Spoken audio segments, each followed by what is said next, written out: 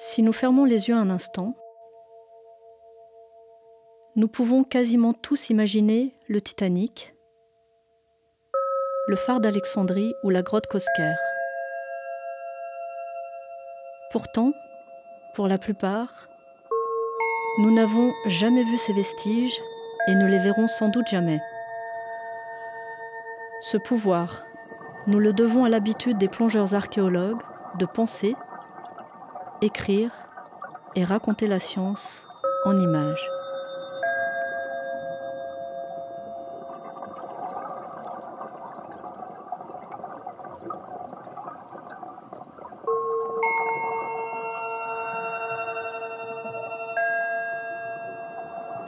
Indépendamment de tout l'attrait que je peux avoir depuis le pâté de sable jusqu'à la recherche d'épaves, la mer pour moi c'est une mémoire.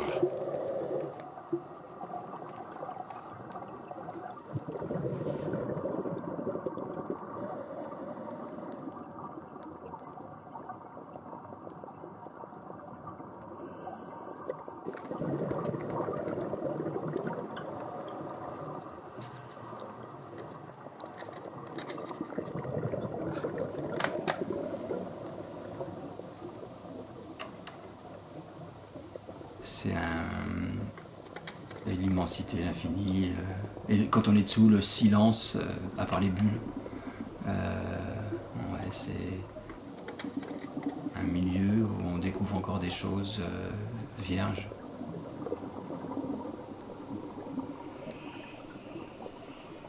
J'aime pas la plongée, mais j'aime la plongée qui est un moyen pour arriver au but. Et sitôt qu'on parle d'une épave ou de la prospection, j'oublie la plongée, je suis dans l'eau, et à la recherche. Tout est venu chez moi naturellement. À partir du moment, si vous voulez, où j'ai mis mes fesses dans l'eau, je suis devenu, si vous voulez, un homo palmus.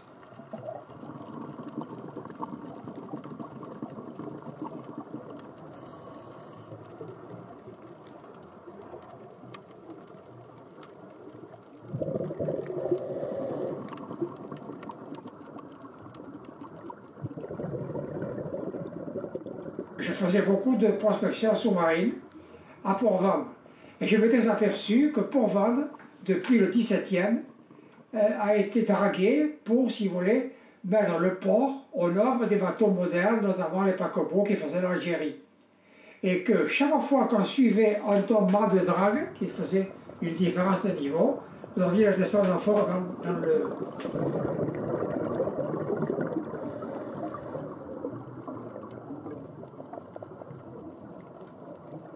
Les premières fouilles qui ont été exhaustives, si vous voulez, c'est en 1958, où on a embauché une entreprise qui travaillait à Port-Ventre, l'entreprise Marcelin, et on était arrivé à la localiser avec précision, parce qu'on savait qu'elle existait, mais on ne savait pas où, dans l'Anse Gerban. Et on était arrivé non seulement à la localiser, mais à remonter la cargaison.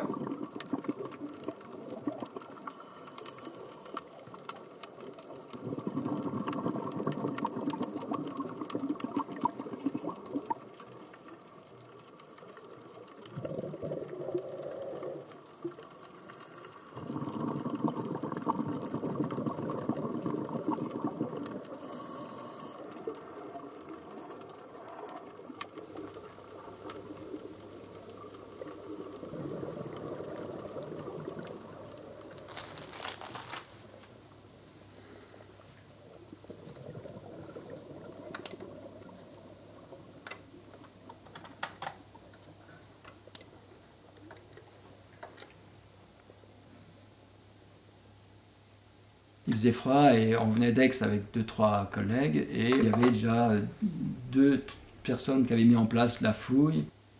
On était encore dans nos cabannes avec nos cols roulés et puis on voyait les copains qui sortaient de l'eau, qui prenaient ils avaient une douche chaude quand même avec du tergasse. Et on se disait mais c'est pas possible, on va pas y aller, on repart. Parce qu'on disait on va avoir trop froid, ça devait être l'hiver, je sais plus quand c'était, au début du printemps, fin de l'hiver.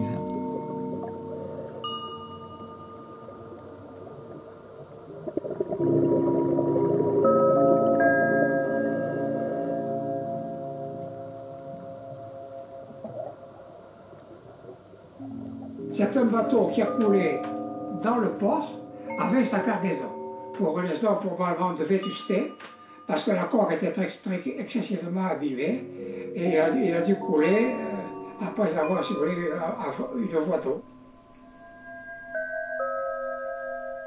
On n'avait pas de sous. Alors quand il a fallu sortir l'épave, on a récupéré des tire-fonds sur le voie ferrée. On a fait souder par le ferronnier du coin des anneaux et on les a vissés pour ancrer des parachutes pour soulever l'épave. Voilà comment on a travaillé.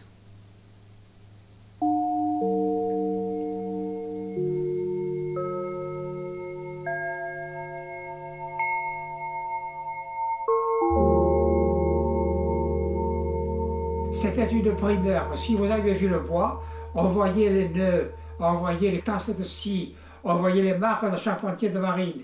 On aurait dit qu'elle avait été conservée par la vase et on aurait dit qu'elle sortait du chantier naval. Bien entendu, il n'y avait que la carène, ce qui avait été avancé.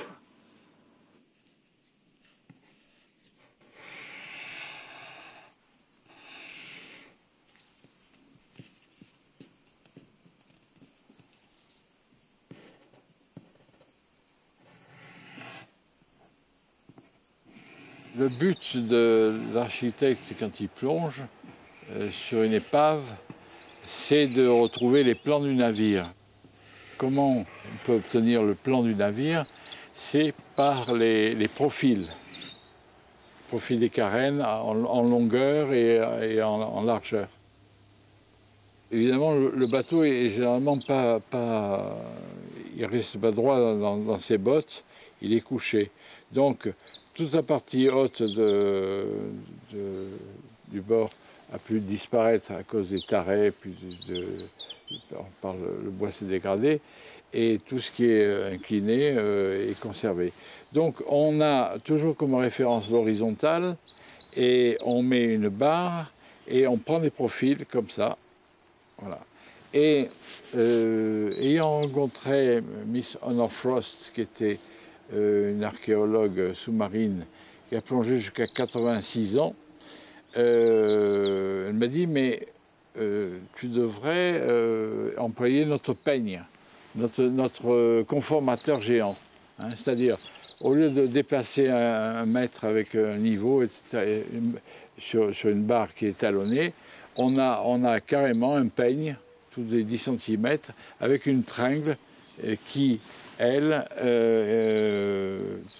quand la barre est bien horizontale, la tringle descend et on la bloque avec un écrou. Et on fait ça tous les 10 cm.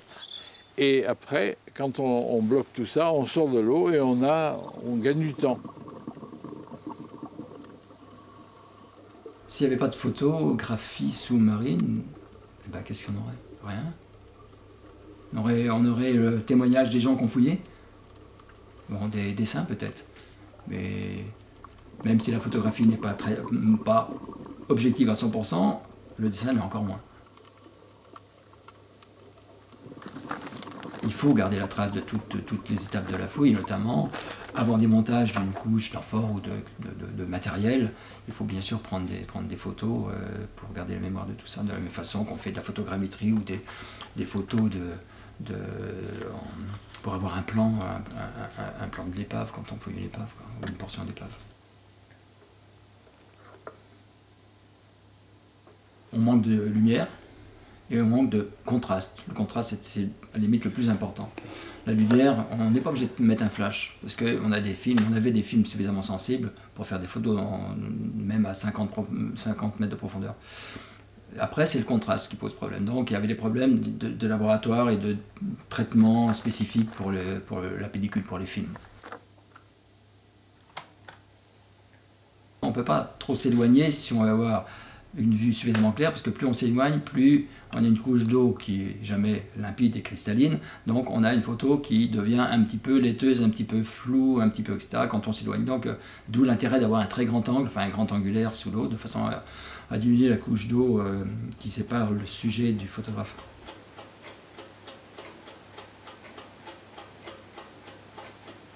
On développait sur place.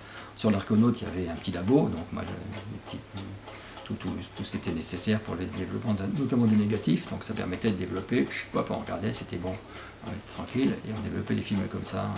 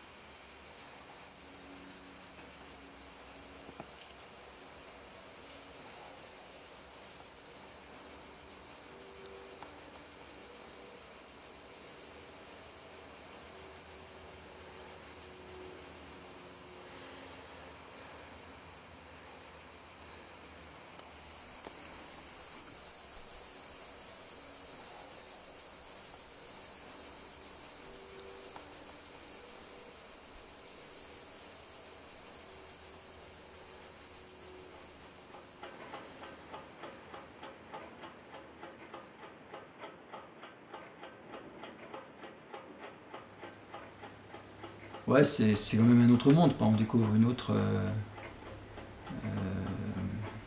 milieu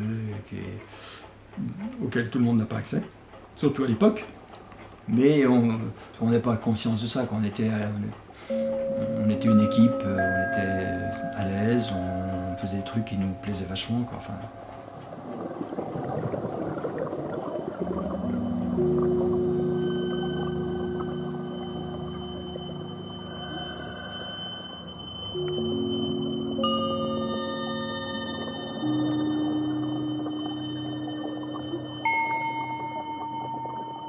Yves Chevalier, inspecteur des fouilles archéologiques sous-marines aux Antiquités d'Aix et Montpellier à partir de 1961. Jean-Marie Gassin, architecte à l'Institut de recherche sur l'architecture antique dès la fin des années 60. Antoine Chénet, photographe professionnel spécialiste de l'archéologie en 1968.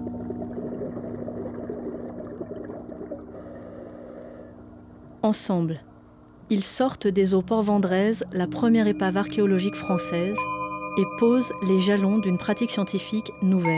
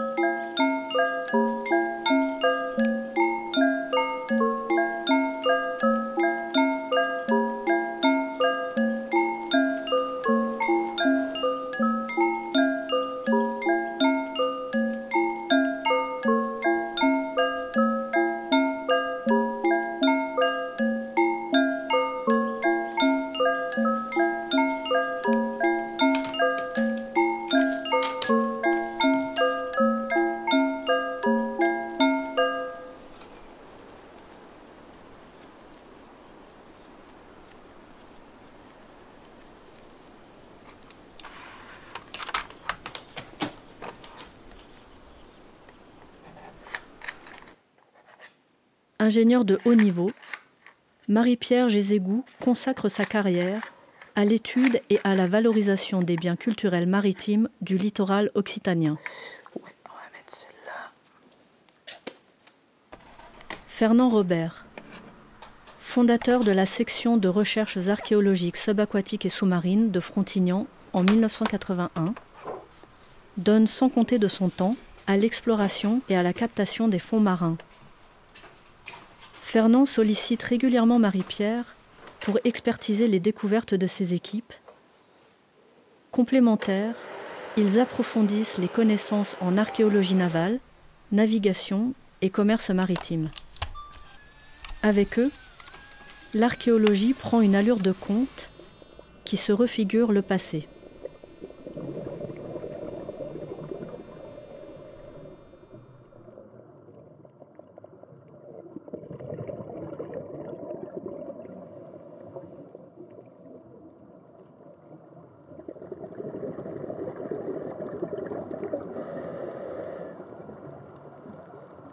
J'aimais beaucoup l'histoire, c'est la matière que j'appréciais le plus quand j'étais au lycée. Et donc après le bac, que faire? Et donc je me suis dit, je vais faire des études d'histoire, ça mène à tout, d'histoire et d'histoire de l'art et d'archéologie. J'ai eu un cours sur l'histoire de la construction navale. Et ce cours a tout déclenché. Parce que j'étais déjà plongeuse, j'aimais la mer depuis toute petite. Et là, je me suis dit, mais c'est fabuleux, l'archéologie sous-marine. Je n'avais même pas à Dijon pendant mes 2 premières années. Je ne savais même pas que ça existait. Je me suis dit, mais pour étudier l'histoire de la construction navale, il faut fouiller des épaves. Pour fouiller des épaves, il faut plonger. Et donc, je pourrais être archéologue et plongeuse en même temps.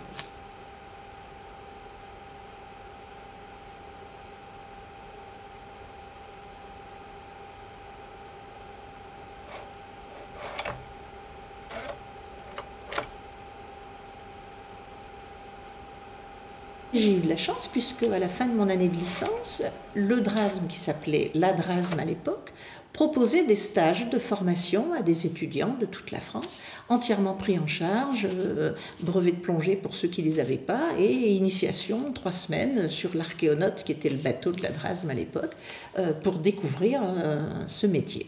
Et j'ai fait mon stage de 3 semaines sur l'Archéonaute, et là, ma vocation était lancée. Et puis ensuite, arrivé en thèse, on m'a proposé de fouiller une épave à Fos-sur-Mer, qui a été donc ma première fouille et mon sujet de thèse.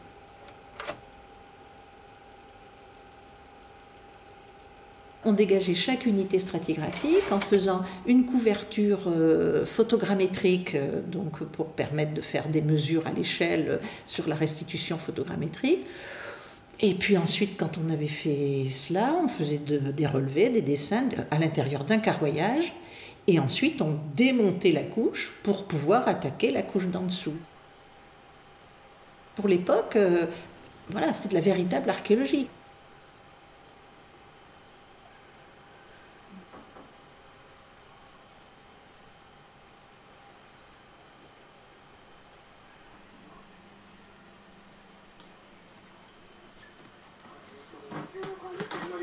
Voilà mes premières revues sous-marines. Mes premiers essais. Après, j'ai eu la caméra de Falco avec le caisson, c'est bien mieux. En fait, j'étais content de l'essai parce qu'on voit les images, c'est net, quoi.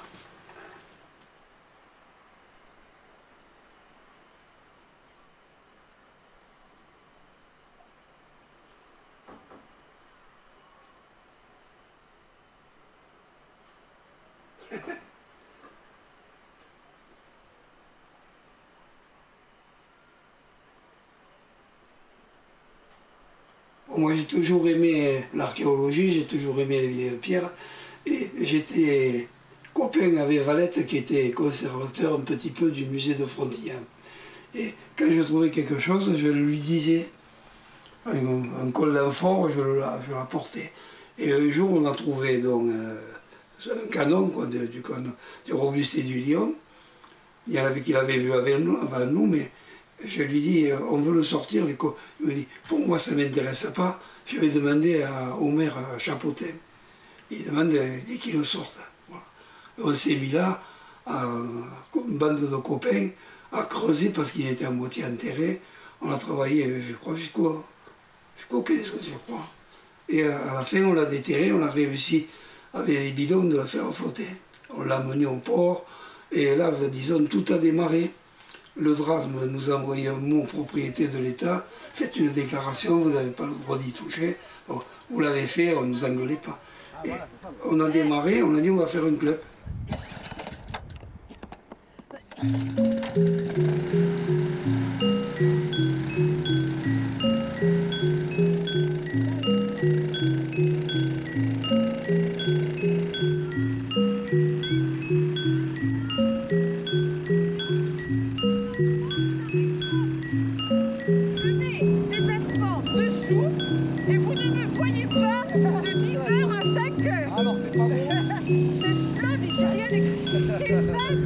Personnellement, je ne découvre rien au fond de la mer.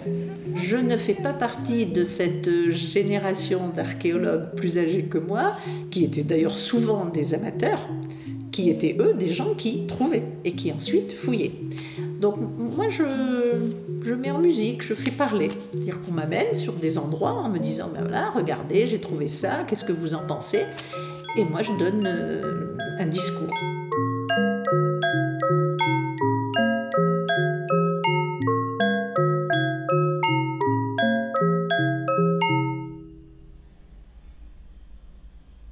En 36 ans de fouilles, on a fait pas mal d'épaves, dont il y en a quelques-unes disposées ici, dont l'amphitrite. Donc on est devant la vitrine de l'amphitrite.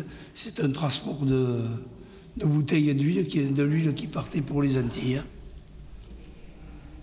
Comme les colons de la Martinique ou de la Guadeloupe aimaient les acras de morue, ils se faisaient livrer de la morue qui arrivait à Marseille. De Marseille, ça partait pour les Antilles. Et ces morues dont on a retrouvé les droits étaient plombés, il y avait un contrôle de douane, donc on a trouvé les plombs de douane dessus, et des arêtes de morue. Voilà.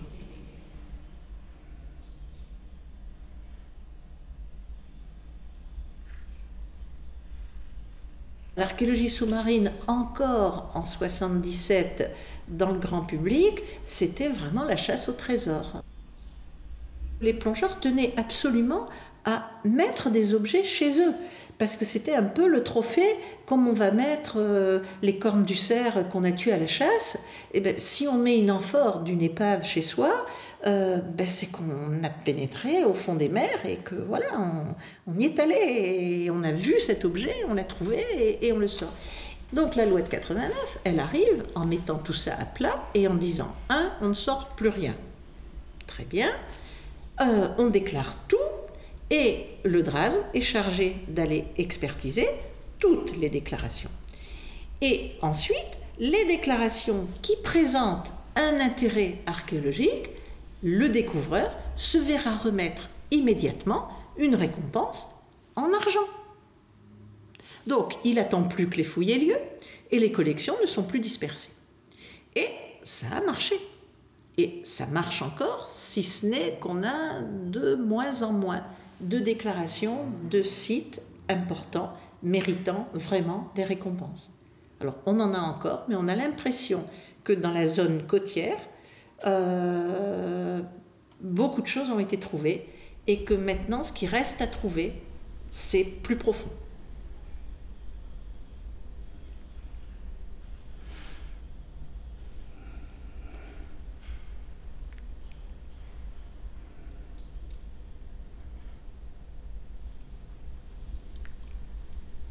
La botte, elle était écrasée au fond de l'eau bien coincée.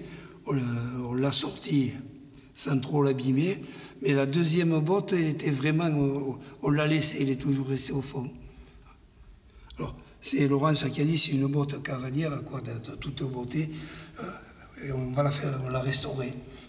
Elle est partie en restauration et voilà ce que ça a donné.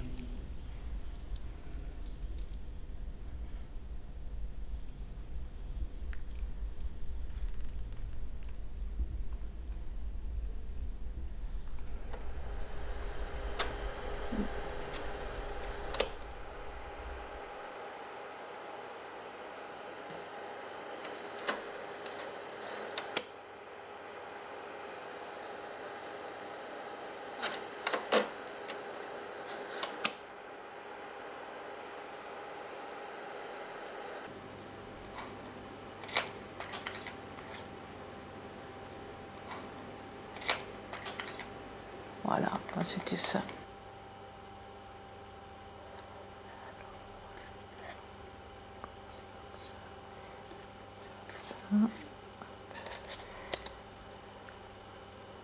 Voilà, ça c'est bien. Celle-là, c'est la même que tu as déjà vue.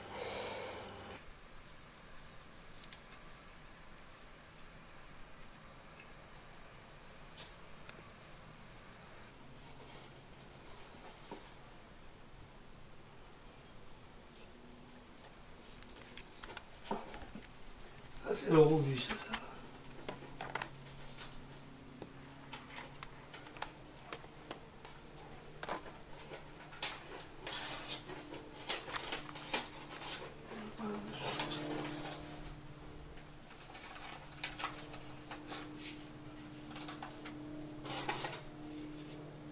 On va le regarder ça après.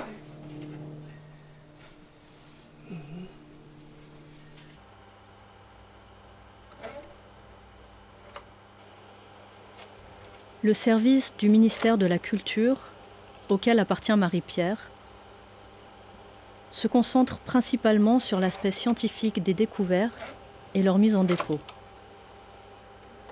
La responsabilité de rassembler, restaurer et exposer les collections revient au musée. Mais par manque de fonds, de personnel ou d'espace, une grande partie des objets accumulés par les plongeurs archéologues restent cachés des publics. Que faire de ce patrimoine en attente? Comment réduire l'écart entre l'abondance des objets remontés à la surface et les ressources limitées des musées pour les traiter?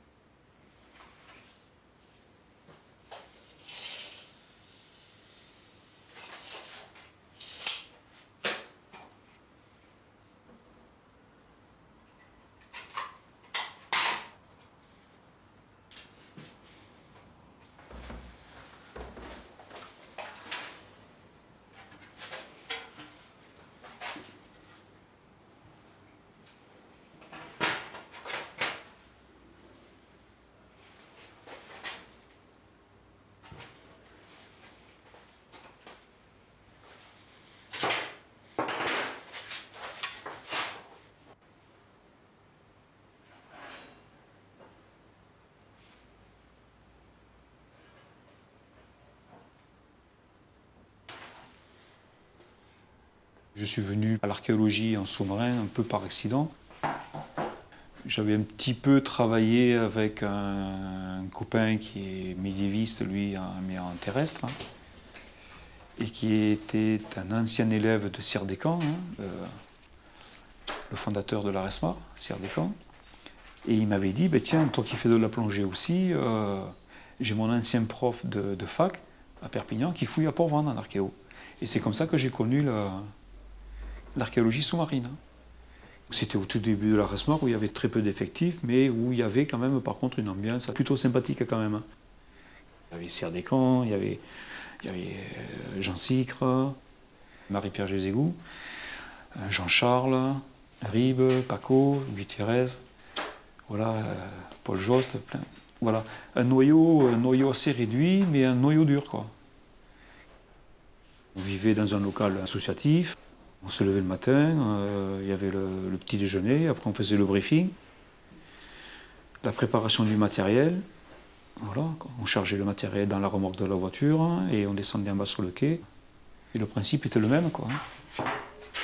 On faisait les palanquets aussi sous l'eau, on remontait à midi, on revenait et voilà, on ramenait le matériel à la base. On mangeait, et puis après on faisait un petit débriefing du matériel. On remplissait le cahier de fouilles l'après-midi pour savoir qui allait plonger. Un petit briefing encore avant de repartir à 2 heures. Puis après, voilà, on refaisait encore des palanquets de fouilles l'après-midi, puis le soir, après, on rinçait tout le matériel, on faisait de l'inventaire, quelques dessins à l'époque aussi, un petit peu. Et puis voilà, on recommençait comme ça, quoi. Mais bon, après, il y avait tout le travail associatif, hein. Il y a les courses à faire, il y a l'eau à aller chercher, il y a les bouteilles à les gonfler, il y a l'essence à mettre dans la voiture pour les motopompes. Donc il y avait quand même aussi tout ce travail aussi de poste-fouille et le travail associatif, quoi.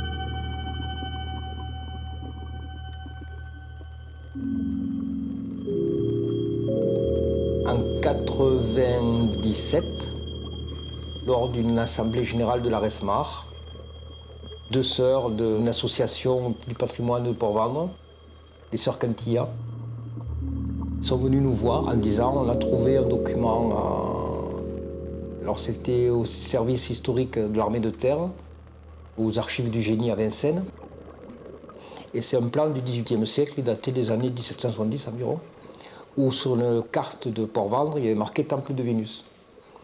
Alors, le problème qu'on s'est posé avec CIR, j'ai dit le problème, voilà, c'est que là, donc, il y a des fouilles terrestres à faire. Si on ne la fait pas, pendant des années, on se demandera mais est-ce que vraiment il n'y avait rien, est-ce que ça valait le coup? Enfin, on aurait regretté de ne pas l'avoir fait. Et de notre côté, si on demande une autorisation de fouille à partir d'un document qui est peut-être imaginé, on risque après de nourrir au nez, quoi, en disant vous avez fait Indiana Jones, vous aviez un plan avec une croix.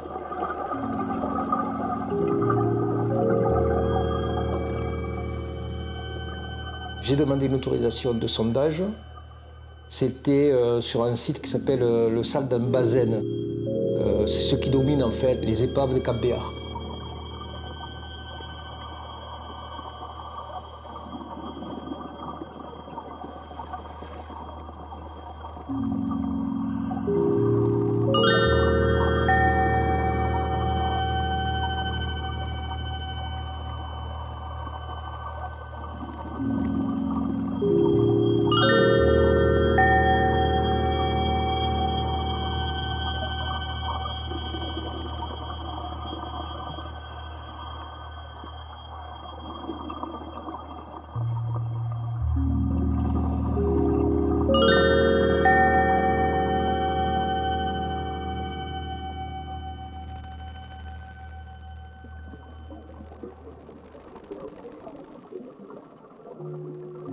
Un mois après, au mois d'août, l'équipe de CIR, lors d'un sondage sur le site Redoute Béar, qui a été rebaptisé après Port-Vendres Neuf, il a commencé à mettre au jour 3 éléments de décoration antique qui pouvaient appartenir effectivement à un temple. À ce moment-là, il y a Marie-Pierre Gézigou qui est venue dans son rôle de visite scientifique. Et donc, j'ai proposé de faire un projet de fouille programmée en associant CIR, parce que c'est quand même l'inventeur. J'avais aussi très tôt remarqué le talent de Michel Salva. C'est quelqu'un qui d'abord était un très bon plongeur et surtout un très bon dessinateur. Il pouvait rester 2 heures sous l'eau sans bouger sur des papiers calques à relever une coupe stratique. Et donc on a fait un trio comme ça, une équipe, et puis on est parti en fouille programmée de 98 jusqu'à 2002. Et par la suite, même pour le projet de publication, on s'est associé à des sondages complémentaires dans les années 2010-2012.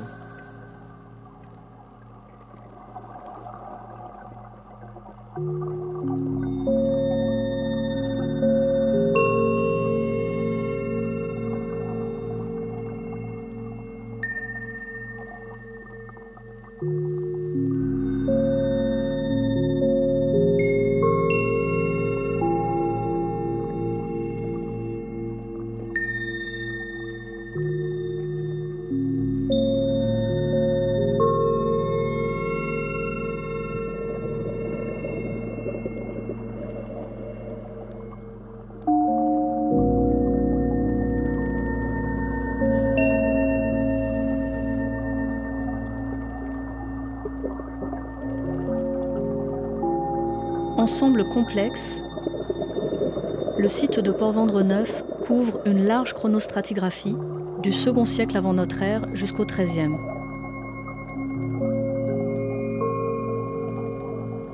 Plusieurs décennies après sa découverte par Sire Descamps, fondateur de l'ARESMAR, l'Association pour les recherches sous-marines en Roussillon, Michel Salvat, responsable du dépôt de fouilles archéologiques de Port-Vendres, et Georges Castelvy, archéologue amateur et engagé, envisagent de rendre public 17 ans de sondages et de fouilles programmées.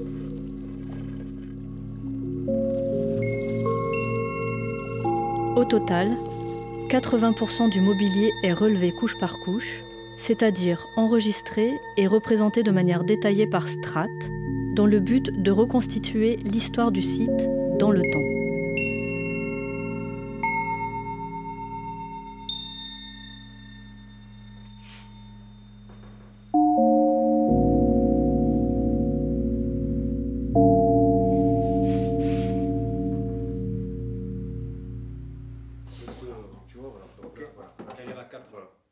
C'est là.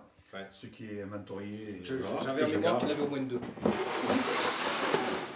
le reste, après, si tu veux, tu vois, tu as des formes diverses, tu vois. Oui. Pointe. Oui, donc c'est de. Ça y ressemble. Une erreur que j'ai virée là aussi. D'accord. Okay. Voilà. Almagro 51. Okay. Voilà, j'ai inventorié tout ça, du truc que j'ai. Déjà, c'est un peu con parce que je l'ai rentré dans l'inventaire. Donc il faut que je le remodifie. Bien sûr. Donc ça, c'est une céramique. Hein. Moi, j'aurais dit que c'est plutôt méditerranéenne. Hein. Ouais. D'après le tournage intérieur. Je sais pas trop. Un peu la pâte. Je sais pas trop.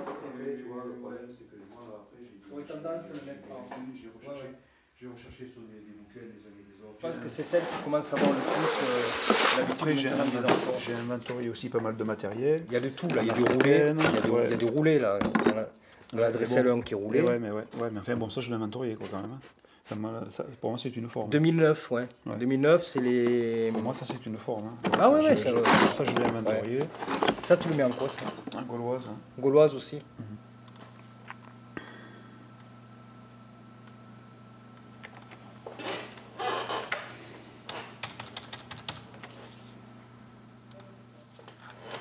Voilà. Donc là, il faut que je fasse ça et ça. Le remplissage de l'épaisseur. CV.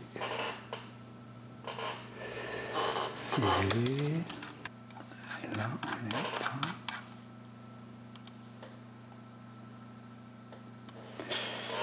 On est à 32 cm. 32 cm. Pour assurer la pérennité et l'exploitation de la documentation visuelle produite, Michel et Georges inventorient, référencent et convertissent les informations archéologiques du support papier au support numérique. Ils poursuivent le travail entrepris des années plus tôt avec l'ambition de le publier. Ok, ça c'est bon.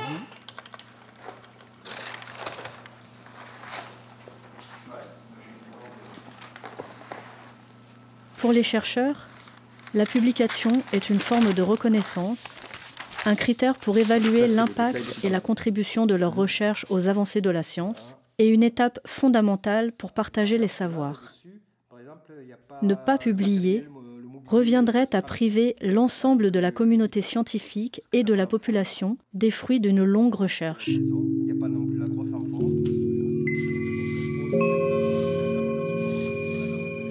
Michel et Georges n'en sont qu'au début. Il leur reste encore bien des étapes avant d'atteindre leur but.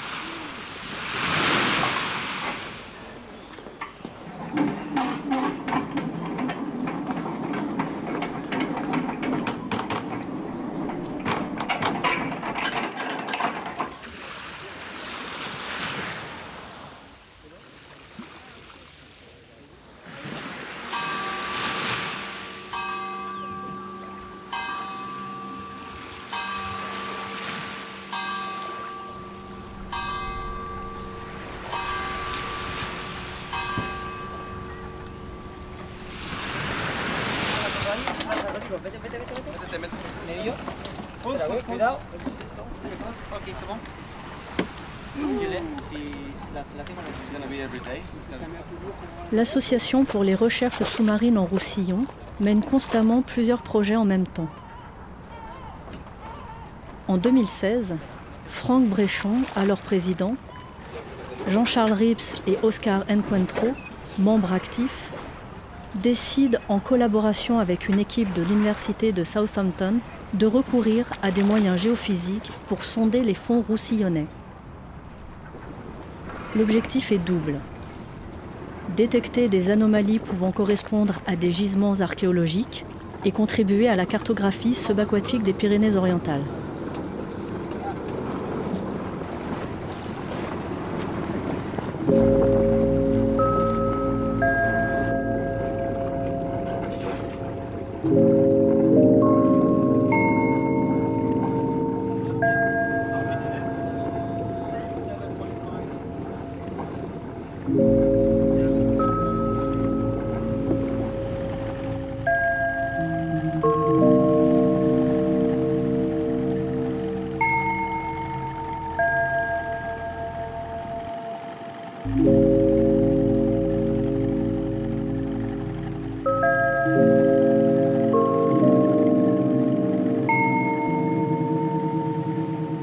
Dès les années 1970, des découvertes sont signalées sur le rivage nord de la baie de Collioure. En 1986, Yves Chevalier, Cyr Descamps et Annick Schell ouvrent une série de sondages. Ils mettent en évidence deux zones archéologiquement riches.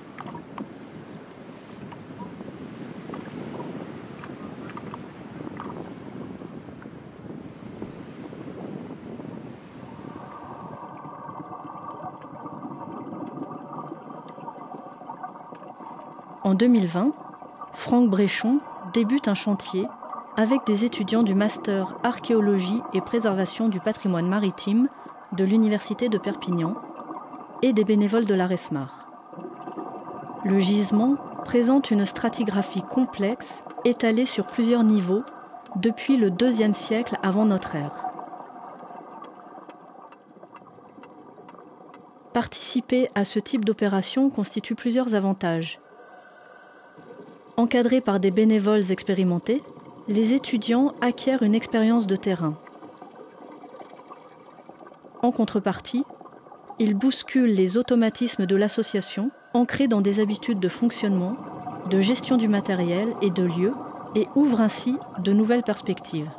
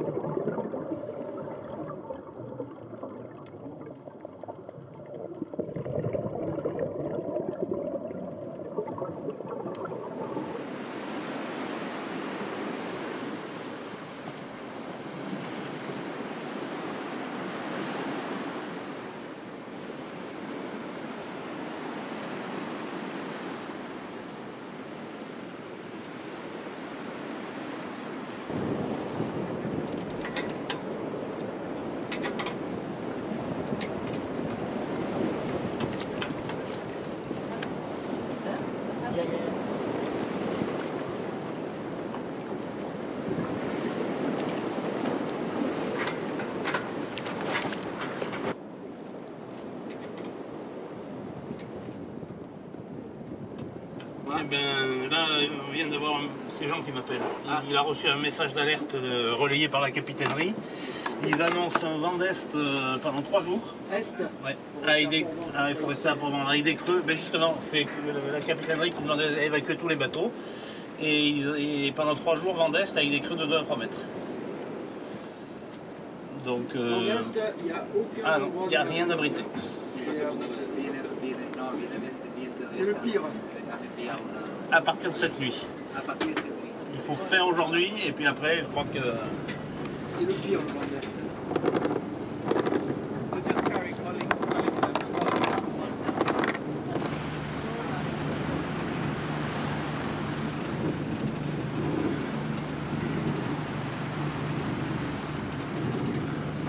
Réalisées avec des moyens techniques et financiers limités, les prospections géophysiques croisent les informations de 2 instruments.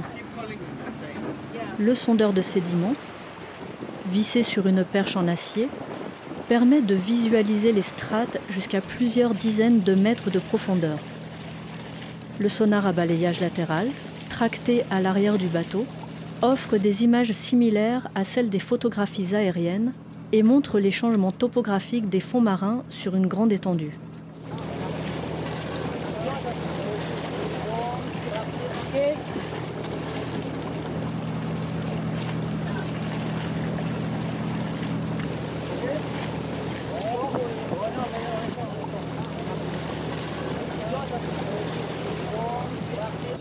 Après dépouillement, les 4 terras de données enregistrées font apparaître 178 cibles potentielles correspondant à des anomalies, dont 3 particulièrement prometteuses.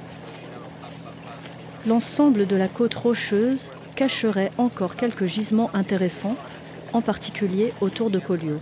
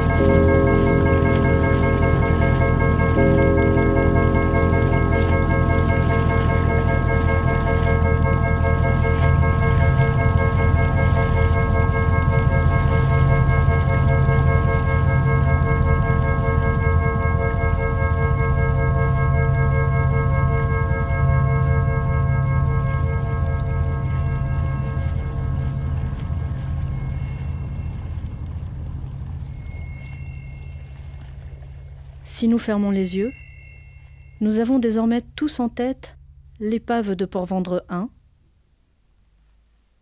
le site de la Congue des Salins, celui de Port-Vendres 9 ou de Collioure 1A.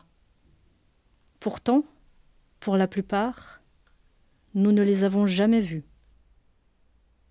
Ce pouvoir, nous le devons à une poignée de plongeurs archéologues qui, depuis une 60aine d'années, relèvent, interprètent et rendent visibles des mondes inaccessibles.